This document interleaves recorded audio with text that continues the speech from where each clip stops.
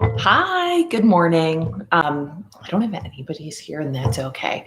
That's okay because guess what? This will be saved for later, and we can watch it later or not watch it later. Who knows? But it is Sunday morning. We are trying out this thing. We're trying out doing these chats on Sunday mornings where we can talk about past episodes. We can talk about whatever is going on. We can talk about like messages that I've gotten from listeners, which hopefully includes you, whoever you are, as you're watching this.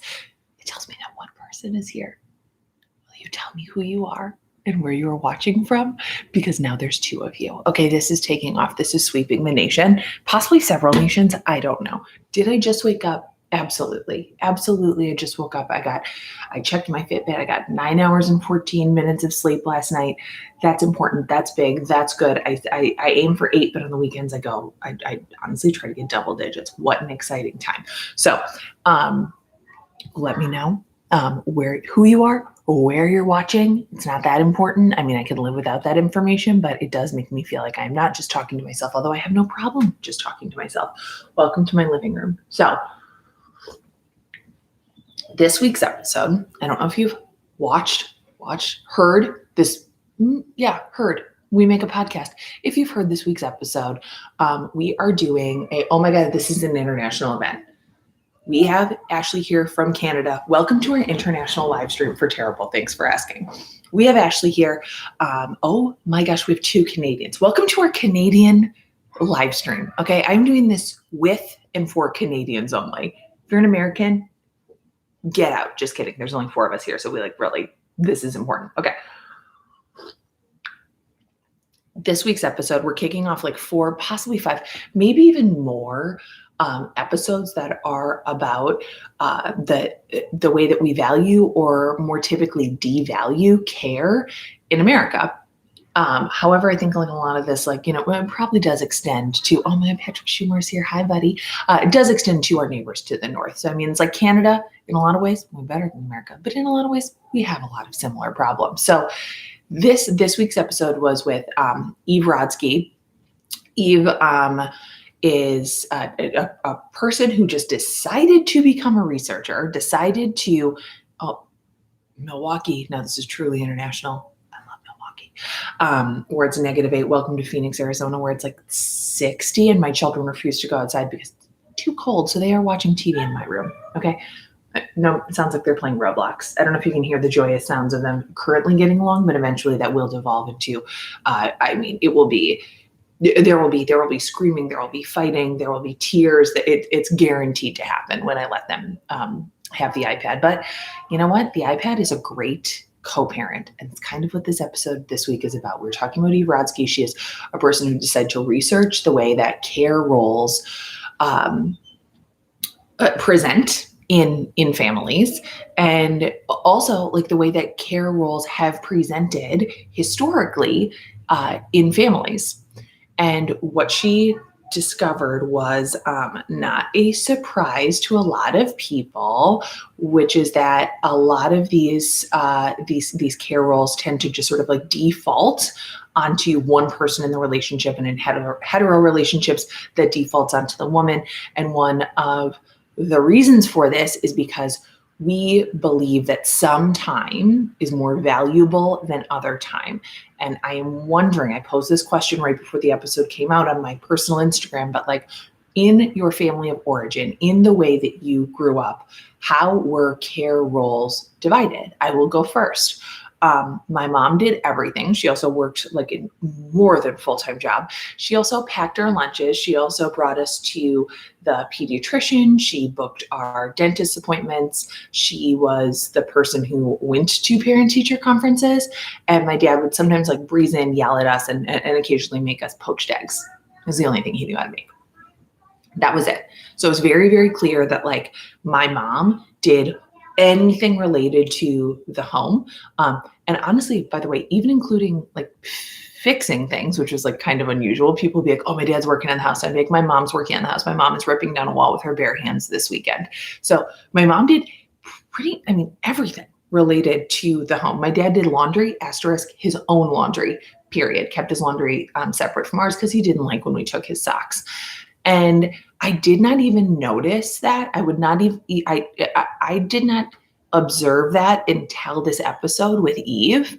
Did not even think about that, by the way, not at all, until I was talking with Eve and talking about the breakdown of those roles in my own marriage. And I realized, oh, wow, it is very, very different from how I grew up. But I never would have clocked that. I would have said like, oh, my mother had a career. My mother was, just like, I would not have clocked that my mom was also doing all of this care stuff, and that my dad could have, because he worked at home, by the way, he was a freelancer, done more, could have done more, should have done more. Did not think about that at all. Claire has the exact opposite experience, which is like so wonderful, so interesting, so cool, that her dad more often stayed home because he had a more flexible job and he also cooked more often. That is so cool. My family that I have now is basically the opposite. My husband is a stay-at-home dad. He's been a stay-at-home dad for a year and a half, and does all of those things that my mother did, all those things that his mother did. He is very naturally attuned to it. He gets a great satisfaction out of it. But we tend to think that like taking care of life, which is what you're really doing, whether or not you have kids, by the way, all of this is like the work that makes life possible. I am able to sit here on a Sunday and do this live stream because the iPad is doing the parenting right now. So Matthew can go do, his bike ride, where like, if maybe you won't see him because he doesn't come on camera, but like when he gets back, I just want everybody to know that if you see a man going on what you can tell is a long bike ride and he's wearing a flannel shirt and jeans, that's my husband. That's my husband. Okay. Just biking through Phoenix wearing like a full on, like a lumberjack costume. It's great. So Matthew is home. We tend to see, this sort of work as something that is less valuable than work that you are paid for. I know that I have, like, I've absolutely done that. I've absolutely said, here's the thing. Somebody asked possibly the most important question, Claire, who parents the dogs? Stacy's so old, and Matthew is so sweet to her. And like, he's the one who like feeds her every morning, lets her out every morning, like does all this. She only comes to me. And then Sophie is 14. She's the primary caregiver for Meredith because we got Meredith on her birthday and that was like kind of the deal. But like Matthew takes care of the dogs too. I take care of the tortoise. Like he's not a reptile person. That's what I take care of. Patrick, I love Patrick's message too, which is that his dad cooked breakfast on the weekends and would do the laundry, but also grumbled about it. Okay. And I think, I can't remember if this made it into the episode or not, but Eve and I were talking and she was talking about how she felt like she had two options, and one was to divorce or the other was to, confront this huge crevasse between like what she was doing and what her husband was not doing.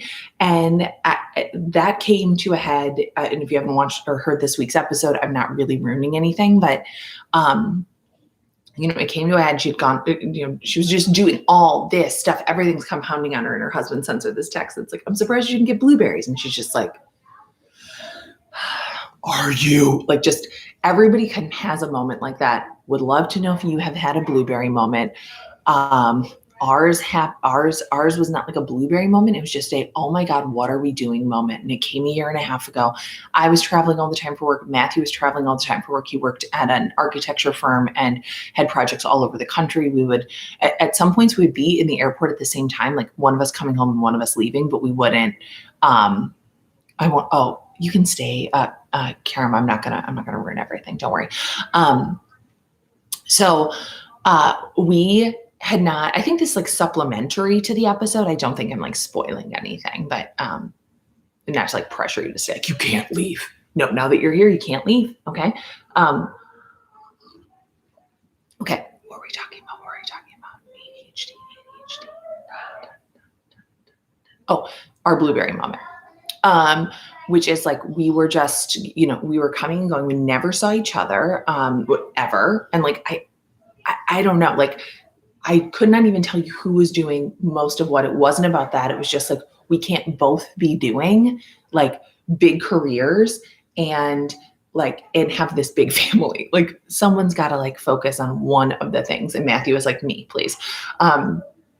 So he volunteered, and it's been actually really hard for him. It's been really, really, really hard for him, because I will say that, doing work around the house, one, it's isolating. Two, it's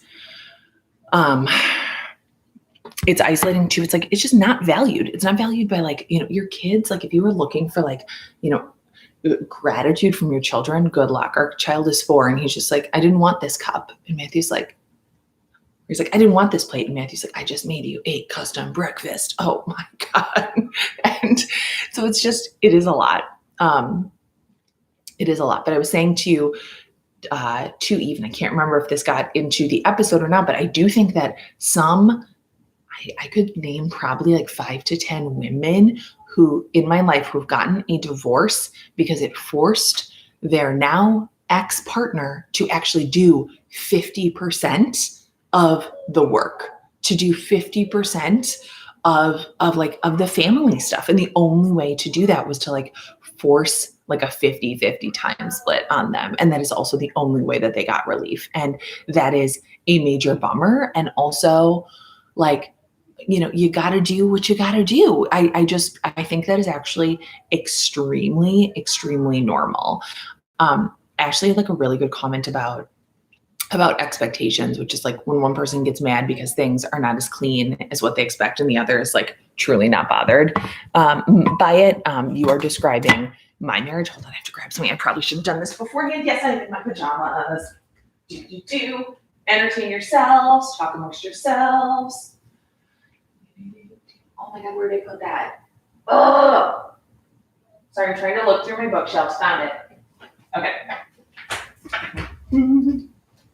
Okay.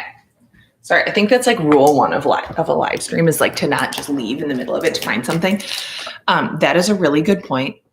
I think that if you really want things to be split up, and this is one of Eve's principles too, is that like you can't bitch about how it gets done as long as it gets done. Okay.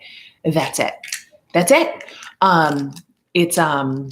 You just can't. And, my husband has had to learn that too, because like if he wants me to load the dishwasher, guess what? I literally don't care about doing dishwasher Jenga the way that he does, or dishwasher Tetris. And he's like, actually, the glasses go over here. I'm like, bud, back off.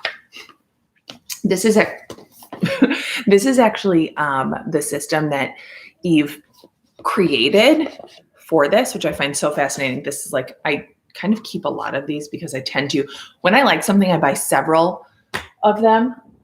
I've got like, by the way, we're redoing stuff. There's piles of books all over, but I buy these so that I can give them to people that I know. Okay. So you basically go through, this is like all of the most common tasks that it comes with instructions, but all the most common tasks in a household. And it's like in the home, out of the home, caregiving, they're all categorized, and you split them up, and whoever owns dishes owns it from top to bottom. And you also, when you hold that card, you basically agree not to give each other, shit. So and that is a hard thing to learn. And I was actually discussing that with my sister-in-law this week, and she was like, that is the thing that has saved their marriage, was just basically agreeing to like let it go, and let that person do stuff. Okay, let them do it imperfectly, as long as they do it with like, with like respect for the job. I think I might be like breaking Eve's rules, but it's like, like as long as you're whole assing it, like I think you kind of gotta sort of let that go. That said, I mean, I still do that stuff too. It's like the expectations on me are very, very low. But then I'm like, okay, Matthew, I would not have organized the laundry room in this way, but it's technically your laundry room, so I'm going to let it go because you hold the laundry card. I don't. So maybe I just don't give you crap about it. Maybe not. Maybe not. And I also think it's kind of satisfying to know specifically like what is yours and what is not yours. And I think there's just like a lot of satisfaction in that. Like Matthew knows like laundry is his. So like he takes like a lot of satisfaction in that. What cards do I hold? I pay the bills. Okay. And I love that. I do all the banking. I love that part. And I'm sure there's something else that I do. What else do I do? I buy presents. I buy presents for people. I plan our social life. And I always remember, I don't know. I do things. Okay. Somehow this got onto me. Do live streams have rules, Claire? In what way? I have literally no idea. Oh, sorry. No, I meant, Eve's rule where it's like, you just don't give someone shit. And I was like, well, I mean, maybe you give someone shit. That's what I meant. Anyways, I wrote stuff down for this reason because I sort of like lose my thought. Okay. Yeah, someone, I think it was Ashley said, by planning social life, I mean, saying things like, have you called a friend, Matthew? You should call your friend.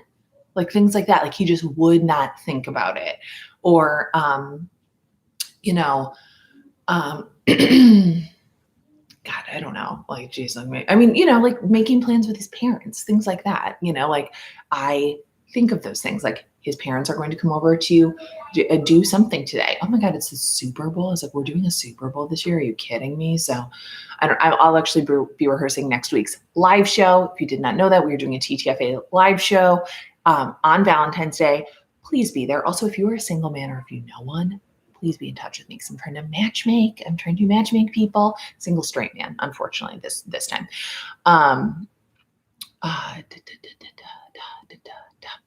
Oh my God, exactly. Nicole, this is like a great point, which is in my last partnership, it's hard to get him to see that present buying, remembering cards, etc., is a form of household labor.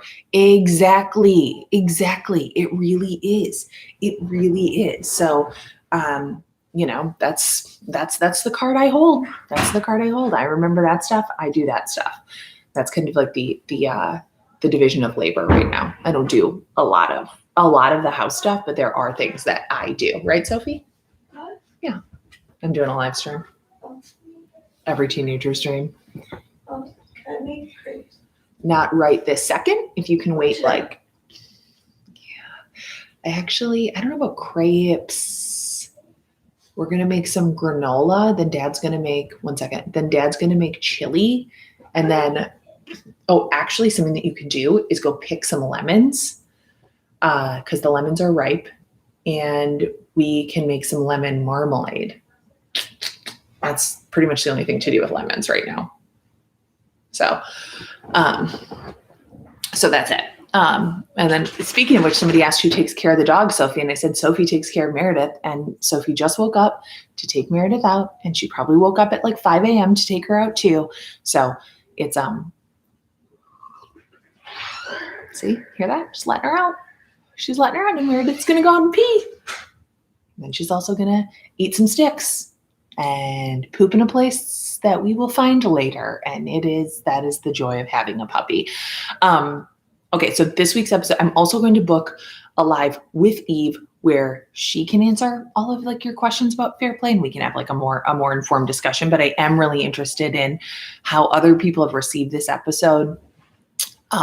It turns out we talked about this at the end, closer to the end of the episode, but that this sort of like division of labor, it happens even outside of just purely, romantic partnerships. Like these are things that apply in roommate relationships too. These are things that apply like, no matter who you are doing life with, like it tilts in one way. And there's like value in rethinking these things for a lot of our relationships, not just our romantic partnerships, and that this division also happens whether or not you have children. I think it is just exacerbated when you have children, because then, it's not just like it's not just like the care of the child, right? It's not just like, oh, like, you take care of the child. It's like, who's owning bath time? That's the thing I own. I do bath time. We split bedtime. Honestly, bedtime's like, that's a card you just can't, and there's just too many variables for bedtime to be truly owned by a person. Oh my God. I think, is it Kyra or Kara? I think it's Kara. Says, I live with my brother and realized how much he does in the house overall. Had the convo this morning about what else I could do to help. I love that.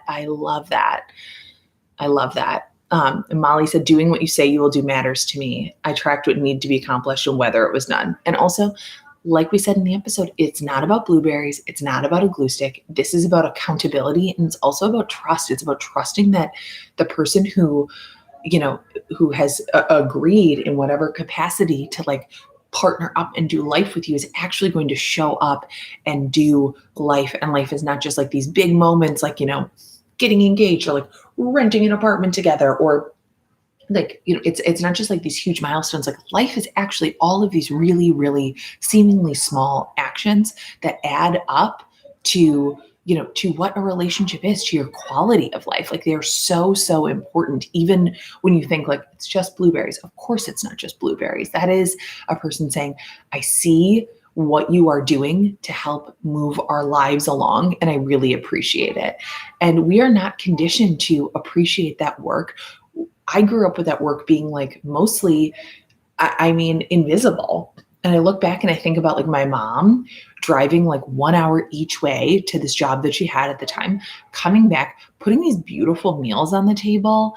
And like, I just never thought about all of the time that she spent on all of us, on making sure that like, we could, have dinner and like have clean sheets and all of this stuff. And I know that often, and most of our kids half our kids are big, half our kids are little, but it's like, you don't really think about that as having meaning, because, that is a parent's job. Parent's job is to care for you, but like, our job as a family is to care for each other and to appreciate what everybody is bringing to the table and to value everybody's time. And to me, that is like something that I want to remember and remind myself over and over, is that everybody's time is equal. My time is not more valuable just because like I have a job where I get paid. That doesn't make my time more valuable than my children's time. It doesn't make my time more valuable than my husband's time. And I want my kids to have, that same sense of respect for everybody's time and therefore everybody's life. Claire, this is like extremely relevant. Very, very relatable. In my house in college, I was the only one who did the recycling and the house laundry, i.e. dish towels, or it would never get done. When I got sick and had to move out, my roommates realized what I was doing. Yeah. I was your roommate, by the way. I was not you. Oh my God. So Julie says she often feels like she should do more because, I only teach part-time. By the way, we don't say only, we don't say just. Not about our work, not about ourselves. Like, it's just such an easy way to like minimize our role in stuff. And one of the points that I love that Eve made is like not making sure that everything is equal, making sure that it is equitable, making sure that it is fair for your situation. And also that holding on to these responsibilities is not a life sentence. Right now, while our kids are little, Matthew is taking care of like, and while we're in a pandemic, Matthew is taking care of the school stuff. However, as they get older, like I can possibly, who knows, maybe I will, maybe I won't, take on more of that house stuff. So like your cards, your responsibilities can and should shift. And it's really about like the way that we communicate these things to each other, Okay. Jesus, that episode, What's So Negative About Being Positive? That one is about toxic positivity. I'm so glad you loved it. Thank you to everybody who shared that episode. The guest's name is Susan David, and her book is called Emotional Agility, and I might have it in this pile next to me. Or I might not. I might not. I actually do have a stack of books that I could talk about too, if anybody is into that. But I've been reading a a ton lately, and so we could also we could also talk about that. So, yes, those are the things that I've been thinking about. This episode is also like the kind of thing most of our listeners and most of our followers are women, mostly straight women. But I would love uh, if this week's episode is something that you could share with not just the women in your life, but also the men in your life, maybe make it a little discussion circle. Actually, just send it to everybody. Tell them to listen to it this week, because in a couple weeks, we are going to have a live with Eve, and I want everybody there we can go through the fair play deck. We can like go through the principles, and we can talk more about this.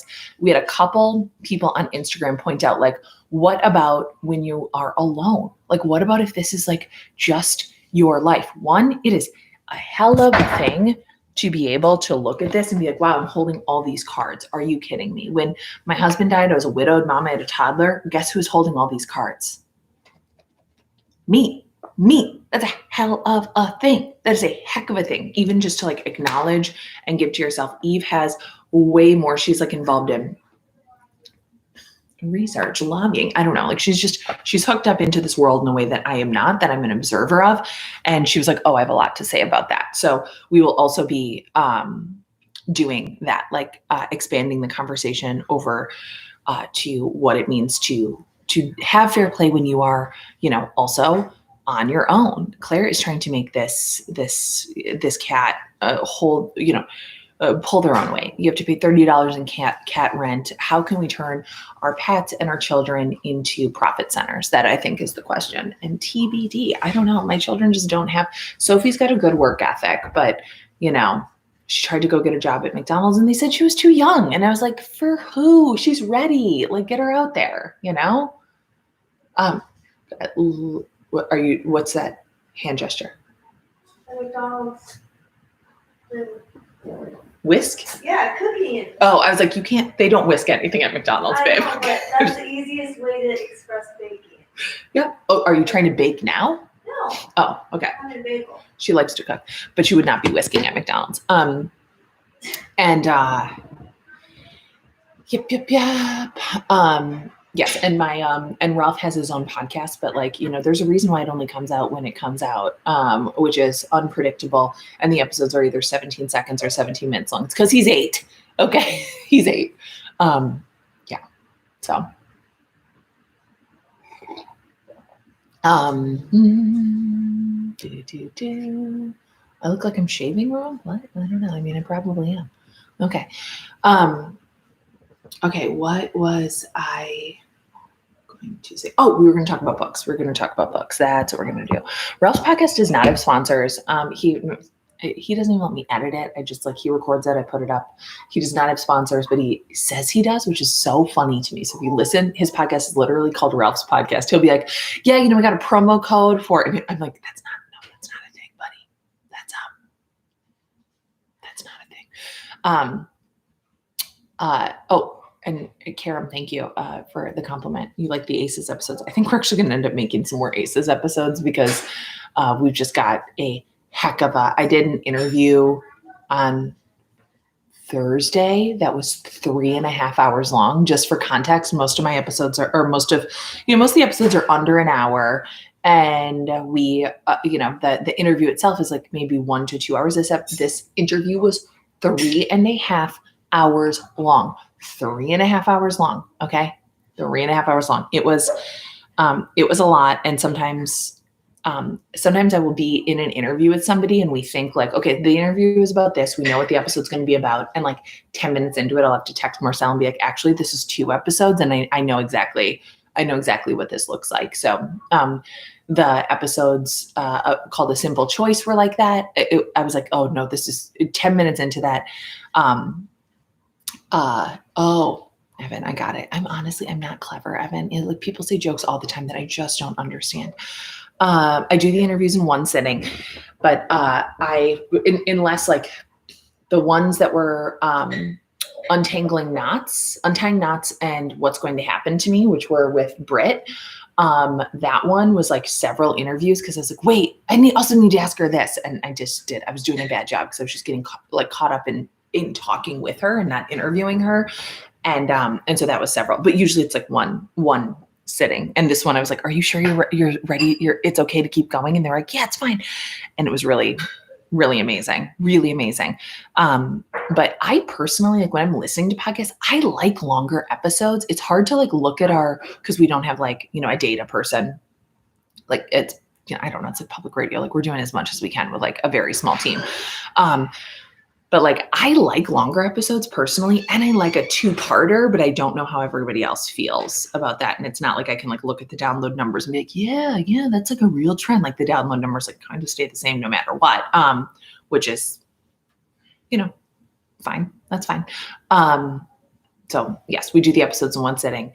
We are going to do some more about like childhood trauma. And actually, like I just interviewed this person where I was like, oh my God, this is like the perfect ACEs example, which is like how she's raised, what happens to her kids, and now like what happens to, her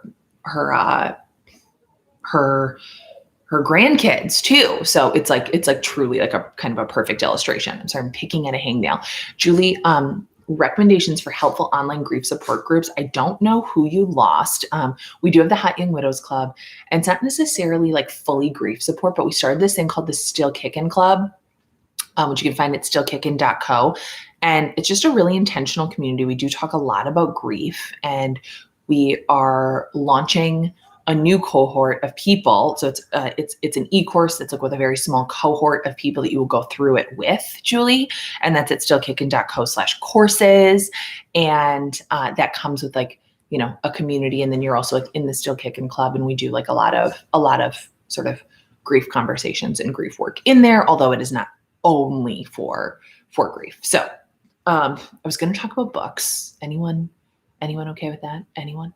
Also, thank you for being here. Was literally expecting nobody. So the fact that there are 32, lost 3. Okay. 30-ish people here. Pretty cool. And Evan, actually this e-course too is about like non-death loss right now. The current cohort that's launching right now, Evan, I think is like pretty much for you. And that is like, so anybody who's struggling with like corona grief, anybody who's struggling with just like, non-death loss, that's at stillkickin.co/courses. And I think it kicks off pretty soon. I feel really good about the courses that we do because one, they're always with like an actual mental health professional, not me. And they are $200 max, always have payment plans. And it's for several weeks of stuff that you have forever. And I got duped into like this grief thing that was like over $1,000, and like it was not good. It was not good. Over $1,000. I was like, what the fuck? Fudge.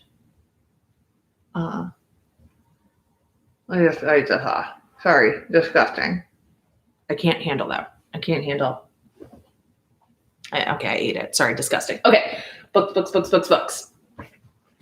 That are okay. Currently, right now, I just read this book. I listened to it on Audible called Hidden Valley Road. When this live is over and I save it, I'll put links into everything. So it's called Hidden Valley Road, Inside the Life of an American Family. It is a sort of a biography. It reads like journalism and memoir all in one, but it is about this family called the Galvin family who were raising their kids in the 50s and 60s, 12 children. Too many. Okay. I'm going to go there. I'm going to say that, both my parents grew up in a family of 9. There's no way to give children the attention they need when you have that many. I have 4 and I'm like, oh my God. So Hidden Valley Road, they have 12 children, 2 girls, 10 boys. 6 of the boys have schizophrenia. And it's truly, it's not just about, the absolute devastation that this wreaks on a family, but it is also about the fact that research and treatment has taken no steps forward, essentially no steps forward. And, primarily because it's just not very profitable. So it's a very, very empathetic book. Very, very fascinating. 6 out of 10, Karen, 6 out of 10. And and also about how, and I'm like, now I just want to, if anybody has recommendations about other things, but it's like, I mean, psychiatry, even up through the 60s and 70s, were like, I don't know, I think it's the mom's fault. And it's like, there was an entire, like a huge faction of psychiatry and psychology that were like, oh yeah, it's a mom's fault if your child has like serious mental illness. It's the mom's fault. She just like wasn't warm enough. Wow, thanks. We didn't have enough on us. Thank you.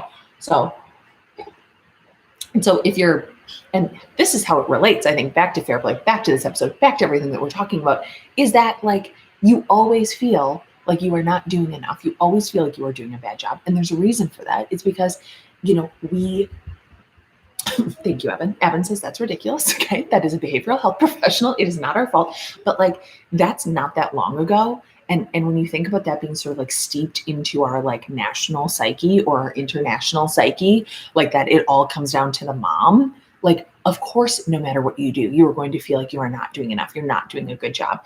And what I loved about this book is how absolutely unflinching it was in the effects of this mental illness on the family unit and also on the people who are suffering from it, on what this did to the brothers. And, it was, yeah, I know they never blamed the dad. Okay. Now every Sunday, you ready for this? Look at this. Oh, is it, can they see these dogs fighting?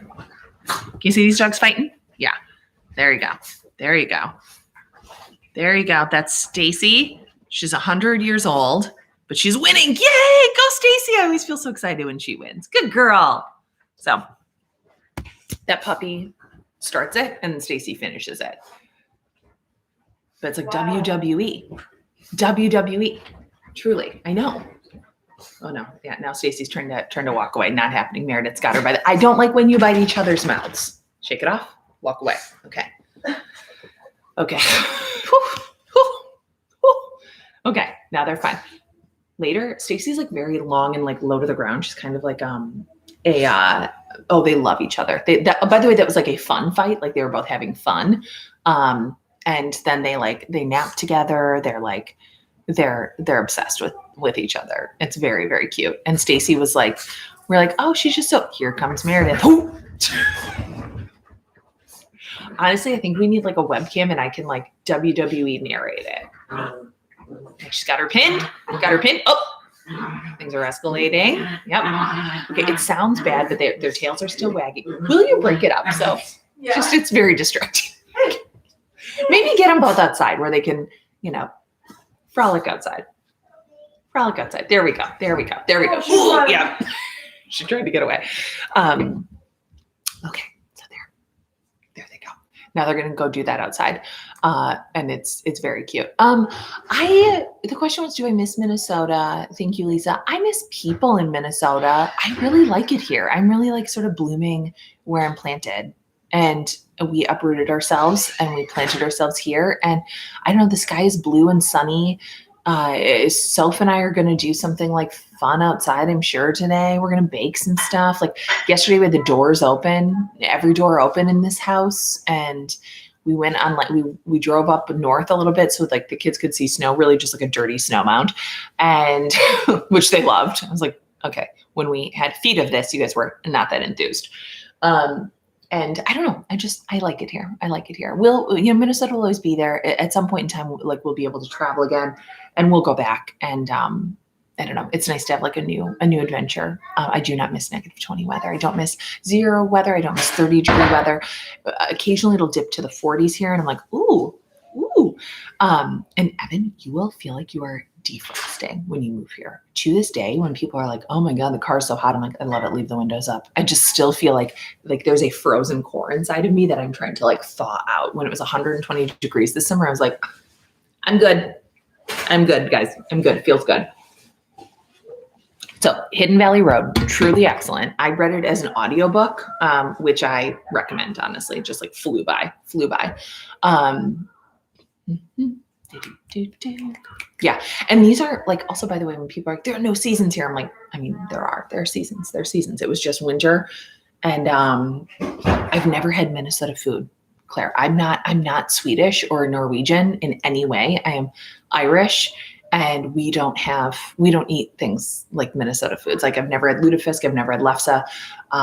We just didn't do that. We didn't do that. So yeah, no. Okay, are you ready for more books? Can we talk about more books? Is this okay? Is anyone having a good time? Okay. So, other book, I've posted about this on my Bookstagram, but holy crap, when is this one out? It is out in, March 2nd. Okay, so pre-order this because holy crap. Okay, it's called To Raise a Boy. To Raise a Boy. Subtitle, Classrooms, Locker Rooms, Bedrooms, and the Hidden Struggles of American Boyhood.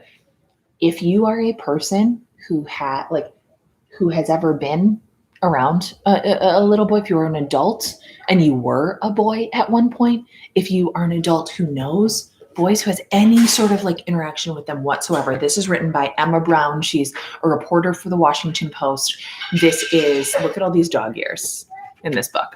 And I just keep going back to certain parts and being like, okay. And it is truly, truly, as a parent of 3 boys, it is reaffirming a lot of the ways that I have chosen to approach raising boys. It is also shifting certain ways that I've talked about them, thought about their lives and raising them. And it is, because she's a Washington Post reporter, I mean, it's through the lens of her like becoming a parent to a boy, and then of course like widening the aperture, doing incredible research about the culture of boyhood and manhood. The tag is Borealis Books. That's the handle. I can actually just type it in here. Okay. I think it's underscore.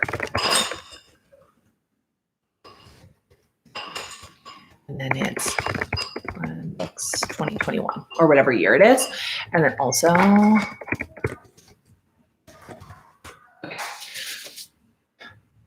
this is like official TTFA merch. I think now they're in gray, but if you want TTFA merch, and that's a way to support our show, you go to ttfamerch.com. Wow, look at me typing in. I've been able to type that whole time and I haven't done it. So,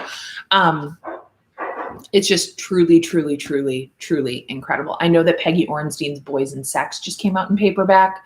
And this looks very similar. Honestly, the designs are very similar, but absolutely incredible book. And I want to buy like 100 copies and give them to everybody I know. So this is an important book. It is, and again, it reads like memoir and good reporting, and you cannot get enough. And I've been highlighting so much of it. So I will also link to that one. This one also is connected to our episode this week. Whew. This one is okay. Geez Louise. Okay, we got some interruptions. Okay, if you want to come here, you got to come here the whole way. Okay. No, you're stuck in a computer cord. Come here, doofus. There we go. Okay. So this one is written for, this is Stacy, by the way. There she is. All of her glory. And now, okay, come on. She doesn't want to play. She wants to rest. If you want to rest, you may also come up here. Okay. Okay. You gotta rub those eye boogers. You gotta rub these eye boogers. Okay. Stacy loves to read. Stacy loves when I read because then she can just like sit next to me. She's basically like a cat zipped into a Shih Tzu suit, which is good because I'm allergic to cats, but not to Shih Tzus. So, okay. Meredith, you need to have some respect for my electronics. You got it? Come here. There you go. Okay, here we go. Good golly. Okay, there we go. Where were we? Okay, so which also like, we have a book club within the Still Kickin' club. I tried to do one in the High End Widows Club, guys. I just don't have, I don't have, I have ADHD. Like, you think I'm going to follow up on that? So sorry if you're in the High End Widows Club book club. We'll just move to the Still Kickin' one where Adrian actually coordinates things. Okay. Okay, so this book is written towards women. So if you're one of the 3 men in the chat, I am so sorry. I am so sorry, but this one's incredible. You might recognize the authors. It's Emily Nagoski and Amelia Nagoski. They are sisters, which I love. Both brilliant researchers. Emily Nagoski also wrote Come As You Are, which is an amazing book about sexuality. Meredith is, wow. Here's the, I honestly think that YouTube lives might be like my preferred medium, because if you have ADHD, what could be better than getting deep in a thought than seeing somebody ask what breed your dog is and taking a hard left off of a book bio to tell you that Meredith is the most stunning combination. She is a Chihuahua, wiener dog, mini pincher, Yorkie. Her dad was a mini pincher and a Yorkie. Her mom was a Chiweenie. She almost looks all Chiweenie, frankly. And she's very, very high energy, and holy crap, can she jump. She can jump into Sophie's arms, and she has, like, just like full on. Sophie's only 5 feet tall, but still, that's pretty cool. So back to this book. So Emily wrote Come As You Are, which is an incredible book about female sexuality. This one is, again, I'm just like really loving these things that are like, that read like memoir, but are also deeply practical and well-researched. And this is about the biological stress cycle, like our culture of stress, and what we can do practically. Oh, crap, she just jumped, cleared the cord, but just barely. Okay, we're gonna unplug the computer. We're gonna unplug that. Okay, we feel like we're playing with fire. We're playing with a broken laptop, and who can afford to replace a laptop right now? Certainly not me. So, this book, again, look at all those dog ears. Look at all those dog ears. Super incredible. Very, very, very helpful. And I think that if you are also feeling like the effects of, if you're feeling the effects of the pandemic, if you're feeling the effects of life before the pandemic, while you're trying to just be like juggling so many things, it's extremely helpful. Highly recommend it. So, this one comes out on Tuesday. I have had like the ebook version of it, but I just like have been avoiding it. I just like wanted it to be a treat. Full disclosure, I do know this author. We have met. I really, really admire her. This comes out on Tuesday, and it's so stunning. It's so stunning. It's called Between Two Kingdoms. By Suleika Jouad. This is a chronicle. This is like a memoir of her early 20s, when her life is about to start. She's so excited. She starts to feel sick. She's diagnosed with acute myeloid leukemia. She's given basically a 35% chance of living, and she starts to write about it. But if you are, and I know you are because you listened to, or at least showed up for a live about Terrible Things for Asking, if you're a person who hates, sort of this cancer culture where it's like silver lining, everything works out, you lived, so how bad can it be? This book is truly about what it takes to live in those in-between places. Like after you have, technically left the land of the sick, after you are, no evidence of cancer, it is not as if you just shift right back into the world of the healthy, the world of people who have not been where you are. You do live in this in-between space. And not just if you have been sick, but if you have been through anything difficult, you find yourself also living in that liminal space between those two kingdoms, between those two sort of lives, the one that you had and the one that you thought you would have. It is truly like a memoir of those in-between spaces. I've been bawling as I read it, and also just, it's so gorgeous. It's so beautiful. What a treat. It's out on Tuesday. Alexandra, when you first started, was it hard for you to get used to listening to the sound of your own voice? I love the sound of your voice, but I hate mine. It's weird for me. Everybody hates the sound of their own voice. Are you kidding? Oh my God, everybody does. Everybody hates the sound of their own voice. Like they just do. Like if we have to listen, right? We don't have to. I listen to the episodes of the podcast before they come out. And was like, why do I talk? Like, why do I have to read? Why do I have to talk so strangely? Like, I don't know. And occasionally when I have like read the reviews, which I try not to do, but if you do like our podcast, please write something nice about it. People are always like, oh my, people are either like, I love this woman's voice, or they're like, I hate her voice, I hate her, and I hate the way she talks. Otherwise, great show. So yeah. So yes, but I don't hear my voice anymore. I don't hear my voice when I'm talking at all. And yeah, so but yeah, everybody hates their voice. And also I was like, oh my God, do I really sound like that? Do I have like, is my accent that bad? Ugh. So, I think everybody feels that way. And I don't think that's like strange. I don't think that makes you like a weirdo at all. Okay. Hey, Self, can you look on that bookshelf and see if you can see emotional agility on the bookshelf or somewhere else? I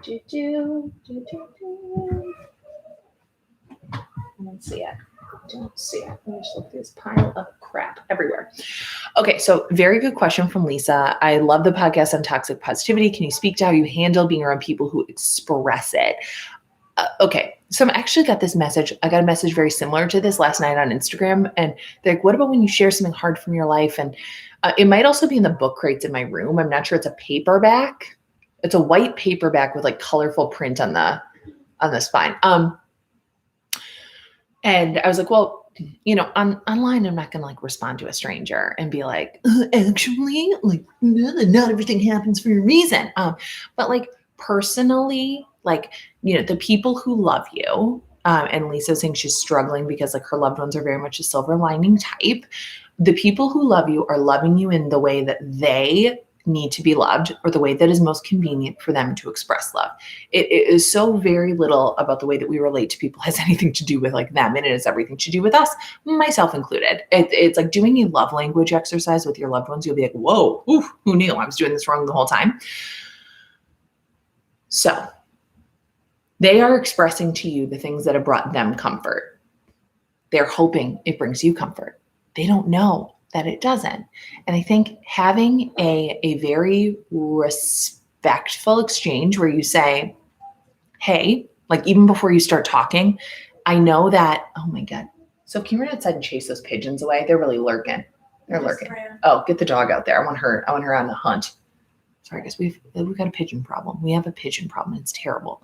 It's terrible. I love animals. I love birds. Pigeons are scaring away the good birds and dominating the bird feeders. And it's really troubling. I'm a bird person. So,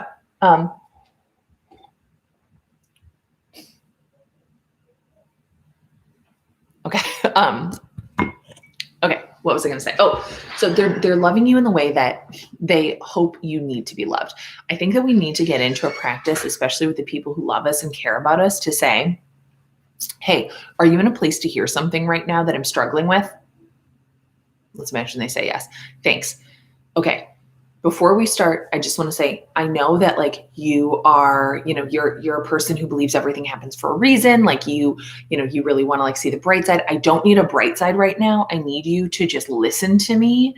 And so you are expressing to them like what you need from them. Okay. Because I'm willing to bet these things have gone unexpressed, right? We fall into these relationship patterns. In some ways, we're born into them. We have no idea what the other person needs. And so to normalize like, hey, do you have a minute to listen to me? Great. Here's what I need from you. I need advice, or I need you to just nod and say, sounds hard. Or some people, by the way, really do need like, they're like, oh, help me find the bright side. Help me feel better. Make me laugh. Whatever it is, clearly and respectfully expressing what you need from the interaction will help you hopefully get what you need. And if not, be able to express why you were disappointed by the interaction. Because if you've never told somebody what you need and they don't give it to you, and then you're like, well, you gave me the wrong thing. They're like, what? That I didn't even know.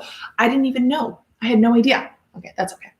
And so that is what I've been trying to practice. I've told the story a million times. I know you've already heard it, many people, but Aaron's death anniversary. My first husband died of brain cancer on November 25th, 2014. It will always be November 25th. My husband just got home in his flannel and jeans, just biked right by. Dad's out biking, flannel and jeans. Yep. He's getting his fitness on, flannel and jeans. Okay. So it's always on November 25th.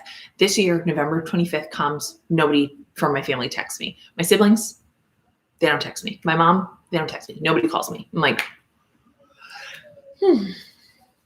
So my brain wants to like start telling me a story where I'm like, yeah, I mean, just like when you were a child, nobody cares about you. You're the middle child. Nobody loves you. Like they're all like, just like so selfish. They don't care about themselves. Like instead I was like, boop, boop, boop, boop, boop, boop, boop. Do they know what you needed? Do they know what you expected?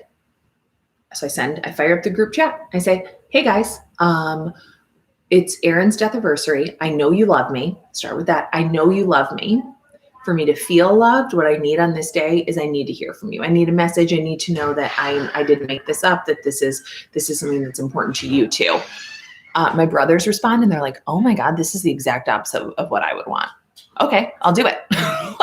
like they had no idea. My sister was like, oh, I thought of you. I just didn't pick up the phone. Sorry. My mom is like, oops, whoops. Like they were not trying to hurt me. They were completely oblivious. And I could have let that just sort of pass, like, you know, and create this big space between my unexpressed expectations and my unmet need. I could have just done that. In fact, I've done that a million times in my life. And instead I was like, we're doing it. I'm going to say it. And so guess what? It's all in their calendar. They all know what I need next year and I will get it. I will get it. And if I don't, I can say, hey, remember last year when I told you I needed this? Could you try again? And we can keep that as healthy as possible, which is very difficult. I know it's very, very difficult. So, boop, boop, boop. So, and that's how I feel about that. I think those are all the books I piled up specifically for today. They are. When I shut this down, I will work on getting all the links into the description. That's it. New to the tubes, trying to do my best. If you like this, I think that I'm supposed to tell you to like it physically. I think I'm supposed to tell you to like it. Just give it a thumbs up button, smash that subscribe, ring that bell. What? I don't know. Right? Are those the things? Guys, you got it. Sorry, my husband just overheard that. I hate him. Ring that bell. Guys, got it. Yeah. Where do you work at Cold Stone Creamery? Oh my God, don't hit that bell. Then we have to sing. Okay. Hit that subscribe button, turn on post notifications, and like the video. There we go. Oh, Julie, I'm sorry. That's so hard. And also it's like, it's the anniversaries, all these things, like they bring up so much for us. They also bring up different things for each of us. And so we're trying to, we're all trying to get our needs met. And the thing is, we've also sort of been fed this fallacy that like a romantic relationship or a familial relationship, a friendship, anything means like never having to explain yourself. You just get each other. No. Even relationships where you just get each other require massive amounts of communication so that you don't constantly miscommunicate things. Okay. I'm saying that as a person who Matthew, do I often not communicate things to you? All the time. What does that do for our relationship? Not great. Not great. What about when I expect you to know something I've never told you? The best part is when you try to convince. Okay, that's not what we're talking about. Okay. No. That you have told. Okay. What about when I want something but I haven't told you what I want, but then you don't do it and then I'm upset? Oh yeah, I love that one. That's fun. That's fun. What about when I say something but you don't tell me that it hurt your feelings, but your face tells me and then your body tells me? What about what? What about when I say something that bothers you, but you don't say like that bothers me? Instead, you're like, oh, you like that? I love that. I love that one where he's like storming around the house and he's like, what? Nothing. Everything's fine. What are you talking about? Now I'm in a good mood. Love that. I've had to like force Matthew to be like, look, we are in a functional GD relationship. You will frickin' talk to me, dude. And it's working. Okay. So we are coming down to the wire. This little chat is done. We'll do it next Sunday too. So put it in your calendar, 10 Central, 9 Mountain, 8 Pacific, 12 Eastern. I don't know what time it is, and if there's anyone here from other continents, every once in a while there is. I also chose this time because someone told me that it meant that they could attend where they live in Europe. So hopefully somebody else is here from Europe because I picked this time just for you. If you had fun today, thank you. Thank you for being here. Let me know whatever. 11 Eastern. Damn it. Okay, I was close. 9 p.m. in the United Arab Emirates. Oh my God, Karam, thank you for being here. Now this is truly an international affair. This is amazing. Let me know like where you're watching from.